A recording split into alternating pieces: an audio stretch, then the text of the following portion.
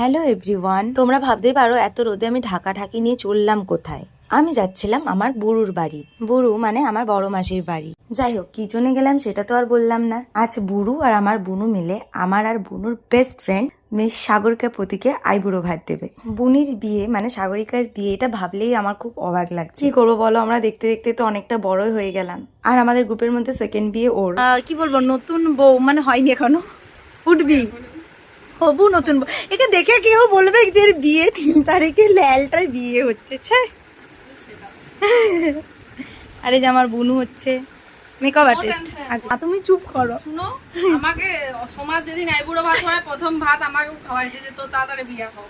এবার আমার আইবুড়ো আমি খাবোই না, আমি তো তোর ভাত থেকে আমি ফার্স্ট ভাত খাবোই না। আমাকে আগে খাওয়াইছিল যে তুই খাবে, তোরটাকে হোক। আমি তো খাবোই না। আমি খাইছি তো 1 বছরের মধ্যেই আবার শুরু হয়েছে। আমি খাবো না।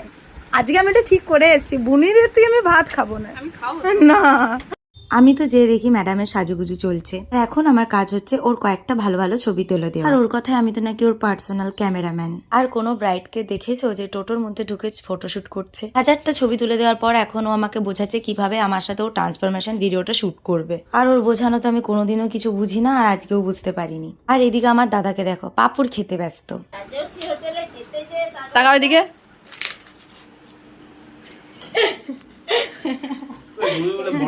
আর আমি এদিকে ল্যালটার মতো নিজের হাসি দেখে নিজেই এখন অবাক হয়ে যাচ্ছি। যাই হোক, তারপর বুনু সমস্ত ওর আইবুড়ো ভাতের খাবারগুলো গুছিয়ে দিচ্ছিল, আর আমি টুকটাক হেল্প করছিলাম, আর ম্যাডামরা গল্প করছিল।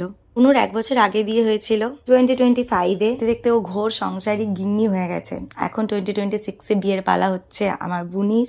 যাই হোক, আমিও এখানে বকবক করতে করতে পাঁপড় খেয়ে নিলাম, তারপর বুনুর সাথে হেল্প করে দিচ্ছিলাম আমার ম্যাডামের আইবুড়ো ভাতের থালাটা সাজানোর কাজে। আজকে বুড়ু আর বুনু আইবুড়ো ভাত দিচ্ছে, কালকে মা আর মনা মানে আমার ছোট মাসি আর আমার মা মিলে বুনিকে আইবুড়ো ভাত দেবে। কালকে ওকে কিভাবে সাজাবো সেই নিয়েও একটু আধটু প্ল্যান করা আছে, তো দেখা যাক কি হয়।